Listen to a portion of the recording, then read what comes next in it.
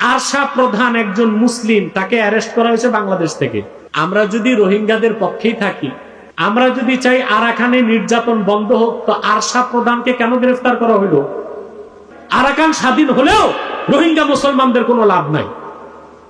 অতএব রোহিঙ্গা মুসলমানদের জন্য উচিত হচ্ছে এখন তাদের স্বাধীনতা যুদ্ধে ঝাঁপিয়ে পড়া আর আরাকানকে স্বাধীন করে একটি মুসলিম রাষ্ট্র হিসেবে গড়ে তোলা।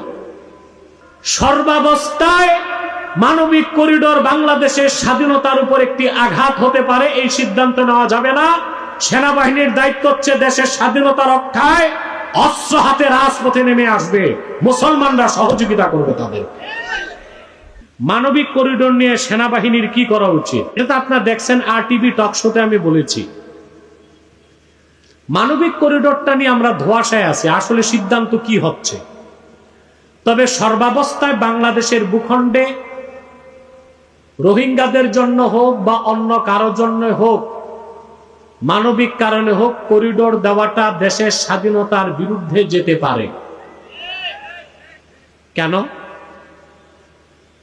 রোহিঙ্গাদেরকে বিতাড়িত করছে কারা? মায়ানমারের জান্তা আর্মি শুধু না, আরাকান আর্মিও। আমরা অনেকে মনে করি আরাকান আর্মি ভালো না। আরাকান আর্মি আরাকানের স্বাধীনতা চায়, কিন্তু ওরাও উগ্র বৌদ্ধ জাতীয়তাবাদী বিশ্বাসী, ওরাও মুসলমানের শত্রু। জান্তা আর্মি আর এই আরাকান আর্মি তারা মিলেই রোহিঙ্গাদেরকে বাংলাদেশ পাঠিয়েছে।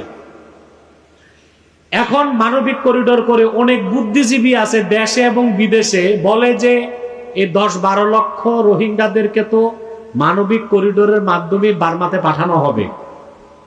তো তারা লিখিত গ্যারান্টি নেই বার্মা থেকে যে 10-12 লক্ষ লোককে আমরা বার্মা পাঠালে আবার তাদের উপর হত্যা জঙ্গ বা গণহত্যা করা হবে না।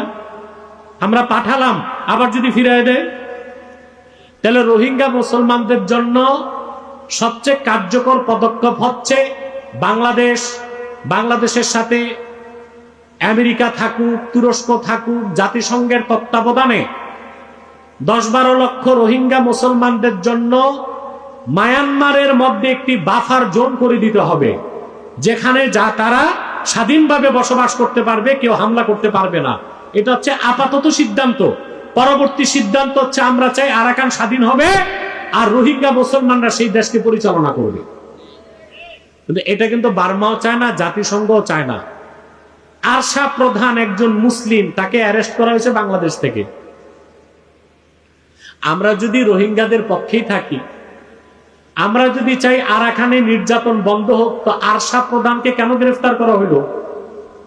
সে তো স্বাধীনতার পক্ষে মুসলমানদের নেতৃত্বে যুদ্ধ করছিল, তার নেতৃত্বে মুসলমানরা যুদ্ধ করতেছিল। তাহলে বোঝা যাচ্ছে জাতিসংঘ চায় আরাকান স্বাধীন হোক, কিন্তু তার নেতৃত্বে মুসলমানরা থাকবে না, থাকবে আরাকান আর্মি, যারা উগ্র বৌদ্ধ জাতীয়তাবাদে বিশ্বাসী।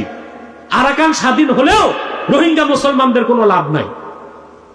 অতএব রোহিঙ্গা মুসলমানদের জন্য উচিত হচ্ছে এখন তাদের স্বাধীনতা যুদ্ধে ঝাঁপিয়ে পড়া আর আরাকানকে স্বাধীন করে একটি মুসলিম রাষ্ট্র হিসেবে গড়ে তোলা।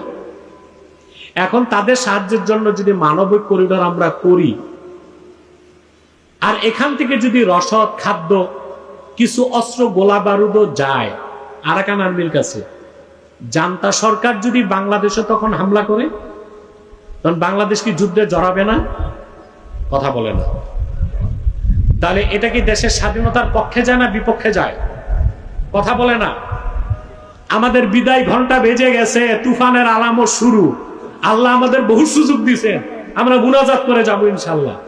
ঠিক না ভাই? তো বলছিলাম সর্বাবস্থায় মানবিক করিডোর বাংলাদেশের স্বাধীনতার উপর একটি আঘাত হতে পারে, এই সিদ্ধান্ত নেওয়া যাবে না। সেনাবাহিনীর দায়িত্ব হচ্ছে দেশের স্বাধীনতা রক্ষায়, অস্ত্র হাতে রাজপথে নেমে আসবে, মুসলমানরা সহযোগিতা করবে তাদের।